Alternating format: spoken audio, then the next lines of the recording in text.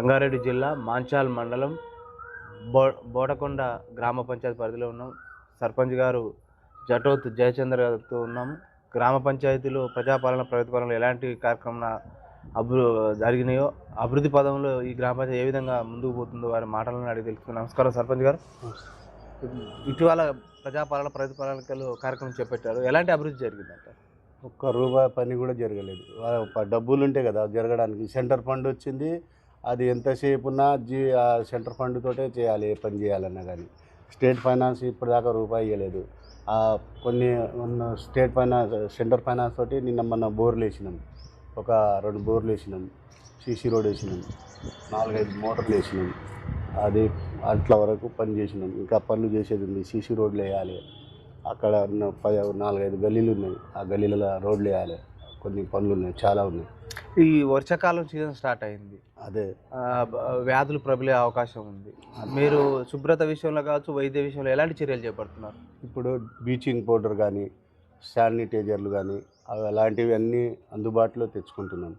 అన్నిటికీ ఎక్కడెక్కడ వేయాలో, ఎక్కడెక్కడ సాఫ్ చేయాలో, ఎక్కడెక్కడ క్లీన్ చేయాలో క్లీన్ చేయించి స్కూళ్ళ దగ్గర కానీ, మురుగుదొడ్ల దగ్గర ఎక్కడైనా కానీ, ఇప్పుడు ఎలాంటి మన డ్రైనేజ్ దగ్గర ఎక్కడైనా లీకేజ్ ఉన్నాయని సాఫ్ చేయించడం, అలాంటివన్నీ చేపిస్తున్నాం. ప్రభుత్వ సంక్షేమ పథకాలు ఏ విధంగా అందుతున్నాయి మీ గ్రామ పంచాయతీ? ఇప్పటిదాకా సంక్షేమ పదం ఎలాంటిది రాలేదు. ఇప్పటిదాకా రూపాయి మా బోడకొండ విలేజ్కి అయితే ₹1 గవర్నమెంట్ నుంచి ₹1 రాలేదు. సెంటర్ ఫండే ఉంది, సెంటర్ ఫండ్ తోటే పనిచేస్తుంది. ఇప్పటిదాకా ₹1 బిల్ల విలేజ్కి ఇలాంటి పైసలు లాంటిది ఎలాంటిది కేటాయించలేదు.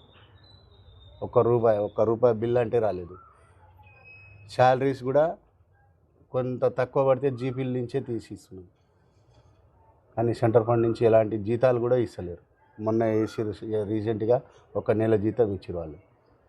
ఈ గ్రామంలో డ్రైనేజ్ కావచ్చు, త్రాగునీరు కావచ్చు, రోడ్లు ఎట్లా డెవలపింగ్? ఇది మొన్న రోడ్లు అంటే ఇప్పుడు జీపీ నుంచి మాకు ఒక 18 లక్షలు వచ్చినాయి. ఆ జీపీ నుంచి ఇప్పుడు రోడ్లు కానీ డ్రైనేజ్ కానీ వేయడానికి ఇప్పుడు కాంట్రాక్ట్లకు ఇచ్చేసినాం. ఈ 2-3 రోజులు, ఇంకో వారం రోజులలో 2 గల్లీలు అక్కడిక్కడ ఇది చేపిస్తున్నాం, పని చేపిస్తున్నాం. ఇంకుడు గుంతల కార్యక్రమం చేపట్టారా? ఇంకుడు గుంతలకు చెప్పినాం, కానీ పబ్లిక్ పట్టించుకుంటడం లేదు. దానికి మాకు జాగలేదు, మా ఇంకుడు గుంత మా ఇంట్లో ఎడ పెట్టుకుంటాం అనే ధోరణిలా వివరిస్తారు. విద్య ఎట్లా అమలవుతుంది గ్రామంలో? విద్య అంటే ఇప్పుడు పిల్లలకి నేను చెప్పే విధంగా చెప్తున్నా. మీరు రండి, బడికి రండి, మీ పిల్లలకు ఎలాంటి భరోసా కావాలి, మీ పిల్లలు ఎలా చదువుకోవాలి, మీ పిల్లలకు గ్యారంటీ ఇస్తా. ప్రతి వారం మీ పిల్లలకు అక్కడ చదువుకునే పిల్లలకు స్కూల్కి వెళ్ళి చెక్ చేస్తా, చూసా. మీ పిల్లలకు మా బడికి పంపించండి. మీ పిల్లలకు బ్యాగులు కానీ, పుస్తకాలు కానీ, మన ఎలాంటి సౌకర్యం కావాలన్నా నేను చేపిస్తాను అని చెప్తున్నాను. ఇక మహిళా సంఘాలుగా అభివృద్ధికి ఎట్లాంటి చర్యలు చేపడుతున్నారు మీరు? మహిళా సంఘాలు మంచిగానే నడుస్తున్నాయి మా దగ్గర. ఇప్పటికైతే బాగా డెవలప్ ఉంది మా దగ్గర మహిళా సంఘాలకు. ఇప్పుడు గ్రామ భద్రత విషయంలో కావచ్చు, మహిళా భద్రత విషయంలో సీసీ కెమెరాలు ఏర్పాటు చేశారా గ్రామ పంచాయతీలో? సీసీ కెమెరాలు గతంలో ఉన్నాయి, కానీ గ్రామ పంచాయతీ నుంచి సీసీ కెమెరాలు పెట్టడానికి ఉండదు కదా సార్. ఇప్పుడు సీసీ కెమెరాలు అంటే గ్రామ పంచాయతీ నుంచి ఇచ్చేదే ఉండదు. అది ఎంతసేపైనా ఎవరైనా ధర్మదాత, డొనేట్ దాతలు ఎవరైనా ఉంటే అవి వాళ్ళ దగ్గర డొనేట్ చేసి అవి చేయించడం ఉంటుంది. గతంలో ఎవరు ఏం చేసిరో అవి అట్లాగే ఉన్నాయి. అవి మళ్ళీ రిపేరింగ్లలో ఉన్నాయి, అన్ని రిపేరింగ్లు చేపియాలి. ప్రజల మద్దతు తీసుకొచ్చి ఇక్కడ ప్రమాదాలు ఎక్కువ జరిగే అవకాశం ఉంది. స్పీడ్ బ్రేకర్లు కావచ్చు, సిగ్నల్ లైట్స్ ఏర్పాటు చేయాలంటున్నారు ప్రజలు. ఇప్పుడు బారిగేట్లు ఏర్పాటు చేయమని అడుగుతున్నారు. బారిగేట్లకి గ్రామ పంచాయతీ నుంచి వేసేది ఉండదు. అది ఏమైనా పోలీస్ వ్యవస్థ, ఆ పోలీస్ వ్యవస్థ వాళ్ళు దానికి పట్టించుకోవడం లేదు. పోలీసు వాళ్ళు దానికి బారిగేట్ మన తరపు నుంచి ఉండదు కదా సార్. ఇప్పుడు గ్రామ పంచాయతీ నుంచి పెట్టేది ఉంటే మనం ఇప్పుడే సాయంత్రం లోపు పెట్టవచ్చు, కానీ అది లేదు కదా. అంటే మీరు ఒక సర్పంచ్గా పోలీస్ వారి సహకారం కావచ్చు, ఆర్ఎండ్బి సహకారం కోరొచ్చు, మీరు కోరి చేయొచ్చు. ఆర్ఎండ్బి వాళ్ళకి అడిగినా, పోలీస్ వాళ్ళకి కూడా అడిగినా కానీ ఆ పోలీస్ ఆయనకే సరిపోవు అవి. ఇది చేసినా కానీ మనకేడంగా ఇది అవుతుంది, మనకేడంగా ఇది చేస్తారు. ఆయన మనకేడంగా హెల్పింగ్ చేస్తారు. యువత చదువుకోవడానికి లైబ్రరీ సౌకర్యం కల్పించాలి. లేదు సార్, ఇప్పుడు కొత్తగా బిల్డింగ్ ఓపెనింగ్, కొత్త బిల్డింగ్కి ఇది చేస్తున్నాం. ఆ కొత్త బిల్డింగ్ అయిపోయినాక చేపిస్తాం. ప్రధానంగా గ్రామంలో యువత కూడా బాగా పెడదారి పడుతుంది. తాగుడు కావచ్చు, గంజాయికి అలవాటు పడుతున్నారు. మా దగ్గర హైదరాబాద్కు నియరెస్ట్ దగ్గరలో ఉన్నది. ఈ చెడు వ్యసనాలు బానిస కాకుండా మీరు ఒక సర్పంచ్గా వారికి ఏమైనా సదస్సులు నిర్వహిస్తున్నారా? పోలీసు వారి సహకారం ఏ విధంగా ఉందంటారు? మా దగ్గర పోలీస్ వ్యవస్థనే లేదు అసలు. ఆ పోలీసు వాళ్ళు ఏం చేసేది కూడా లేదు ఇక్కడ వచ్చి. ఎప్పుడు ఈ ఊరి నుంచి ఎప్పుడు ఫోన్ చేస్తే కూడా ఒక గంటలో వచ్చేటోళ్ళు కూడా రారు.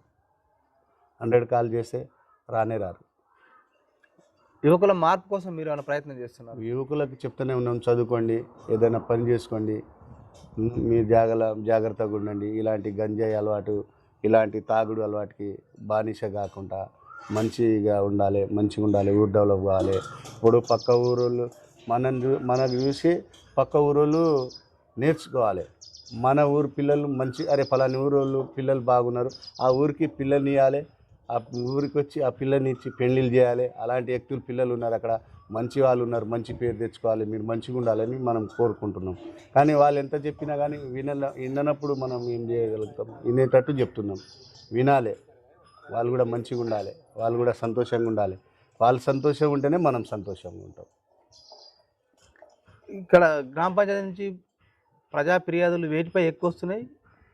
మా దగ్గర ఎలాంటిది రాలేదు. మేమైతే డైలీ వైజ్గా 8 o'clockకి నేను గ్రామ పంచాయతీకి వెళ్ళిపోతాను. నేను గ్రామ పంచాయతీ ఒక 8 o'clock నుంచి 11 o'clock వరకు గ్రామ పంచాయతీలు ఉంటా. ఎలాంటి ఇబ్బందులు ఉన్నా చెప్పండి అని చెప్తాను. జటావత్ జయచంద్ర గారు ప్రజా సమస్యల పరిష్కారానికి ఎప్పుడు నిత్యం అందుబాటులో ఉంటారా? ఎప్పుడు 24 గంటలు అందుబాటులోనే ఉంటా. ఎలాంటి కేసులకు కానీ ఎలాంటి ఇక ఒడుగుదుడుకులు ఉంటాయి, బయట కూడా ఉంటాయి. ఇక్కడి నుంచి కాకుండా బయట కూడా వాళ్ళకి సేవలు చేయడానికి వెళ్తుంటా. ఈ గ్రామ పంచాయతీ అభివృద్ధి విషయంలో నిధుల విషయంలో కేంద్ర రాష్ట్ర ప్రభుత్వాల నుంచి ఎట్లా సహకారం ఉంది? మా దగ్గర స్టేట్ ఫైనాన్సే వస్తుంది, మన స్టేట్ ఫైనాన్స్ లేదు.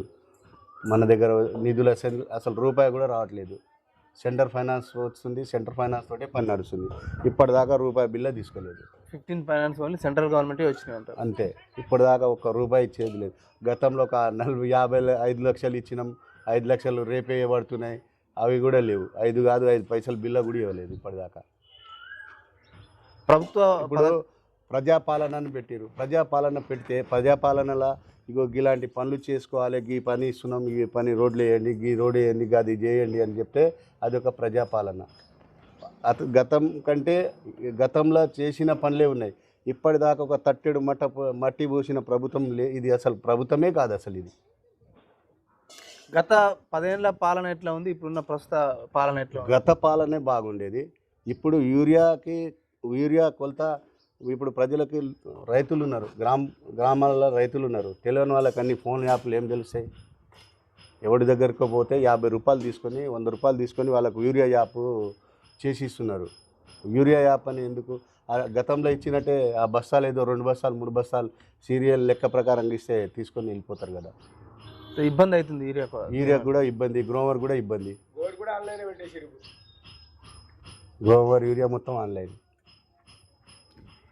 రైతులు ఇదే వానాకాల సీజన్ స్టార్ట్ అయింది కదా, పంట మార్పిడి విషయంలో మీరు వ్యవసాయ అధికారులతో ఏమైనా చైతన్యం తీసుకొస్తారా? మా దగ్గర సార్ ఎవరికి పంట మార్పిడి చేయరు. మా దగ్గర ఎంతసేపు చేసినా వరి అంతే మా దగ్గర, లేకుంటే జొన్నలు, కాకపోతే కందులు. కాలం ఉంటేనే మా దగ్గర నీళ్ళు ఉంటేనే బోర్ వాటర్ తోటి ఇక్కడ పంటలు పండించుకుంటారు సార్ ఎక్కువ శాతం. లేకుంటే మా దగ్గర బోర్ ఉంటేనే వాటర్ తోటి చోట్లు పండించుకుంటారు. లేకపోతే జొన్నలు వేస్తారు, లేకుంటే పత్తి చేనులు వేస్తారు, అవి వేస్తారు. ఇప్పుడు వాటర్ ఉన్నాయి కాబట్టి కొంచెం వర్షంలో ఎక్కువ నాటుతారు సార్. ఇక్కడ ఎంత చెప్పినా పంట మార్పిడి చేయరాలి. గ్రామాభివృద్ధి విషయంలో ఎమ్మెల్యే గారి సహకారం ఎట్లా ఉందంటారు? ఆ ఎమ్మెల్యే ఎక్కడున్నాడో ఆయన ఏడున్నాడో కూడా తెలియదు నాకు. చెప్తున్నా కదా, నాదొక నేను టీఆర్ఎస్ పార్టీ కాంగ్రెస్ పార్టీ అని నాకు ఎలాంటిది భేదాలు లేవు. కానీ నేనైతే ఇప్పుడు ఎమ్మెల్యే ఆయన దగ్గరికి పోయినా కానీ రెస్పాన్స్ తీయడు. గతంలో ఇక్కడ ఒడ్లు కొనే కాడ ఒక బస్తాకి 3 కిలోలు తీసారు. ఒక 80 కిలోలకి 6 కిలోలు తీసారు. 6 కిలోలు తీసురు సార్. ఇది ఏంది సార్ మీరు మాట్లాడుతున్నారా లేదని 3-4 సార్లు అడిగినాం. అదే ధోరణిలో వెళ్ళిపోయింది. అది వడ్లు అట్లే పోయినాయి. ఒక కింటాకి 10 కిలోలు పోయినాయి. ఒక రైతు దగ్గర కనీసం ఒక రైతు 30 బస్తాలు పండించిన దగ్గర 3 బస్తాలు వడ్లు వెళ్ళిపోయినాయి. మీకు 5 ఏళ్ల కాలానికి సర్పంచ్గా అవకాశం ఇచ్చారు ప్రజలు. మీరు భవిష్యత్తు ప్రణాళిక ఏముంది? గతంలో కంటే కూడా ఇంకా అభివృద్ధి విషయంలో కావచ్చు, ఆదర్శ గ్రామం తీర్చిదిద్దడానికి మీ కాడ ఏమైనా విజన్ ఉందంటారా? ప్రజలకు ఏం చెప్తారు? నేను ప్రజలకి నా ద్వారా నేను బయట నాకు గవర్నమెంట్ సహకారం లేకున్నా ఎవరైనా దాతల దగ్గరికి వెళ్ళి లైట్లే కానీ సమకూర్చుకోవడానికి, స్కూల్ పిల్లలకి బ్యాగులకే కానీ సమకూర్చుకోవడానికి, ఇంకోటి మన మినరల్ వాటర్ కొన్ని దాతల దగ్గర అడుగుకొచ్చిన ఇంకో వారం 10 రోజులలో మా దగ్గర మినరల్ వాటర్ తయారవుతుంది. తర్వాత ఇంకోటి పిల్లలకు బ్యాగులు కానీ స్కూల్కు పుస్తకాలు కానీ అన్నీ బయటి నుంచి కూడా డొనేట్ అడిగినాం. వాళ్ళ ద్వారా సహకారం పిల్లలకు అందిస్తున్నా, వాళ్ళకి అందించేటట్టు చూస్తాం. ఇక్కడ ఈ సర్పంచ్ గారు గ్రామ అభివృద్ధి విషయంలో కేంద్ర ప్రభుత్వ నిధులు వస్తున్నాయి, రాష్ట్ర ప్రభుత్వ నిధులు ఏమి లేవు, ప్రతిపాలనలో పెట్టారు కానీ నిధులు లేవు. నిధులు ఉంటే అభివృద్ధి జరిగేది. దాంతోపాటు ఈ గ్రామ అభివృద్ధి విషయంలో కావచ్చు, ప్రజలకు అందుబాటులో విషయంలో కావచ్చు, నేను ఎప్పుడు నిత్యం ప్రజలకు అందుబాటులో ఉంటాను. గతంలో చేసిన బీఆర్ఎస్ ప్రభుత్వంలో ఎక్కువ అభివృద్ధి జరిగింది. ఇప్పుడు ప్రభుత్వం కూడా అధిక నిధులు ఇచ్చి గ్రామ పంచాయతీల అభివృద్ధి విషయంలో తోడ్పాటు అందించాలని కూడా సర్పంచ్ జయచంద్ర గారు కూడా డిమాండ్ చేస్తున్నారు. మరో అంశంతో మరో గ్రామ పంచాయతీలో మీ ముందుకు వస్తుంది బిఎన్ఎస్.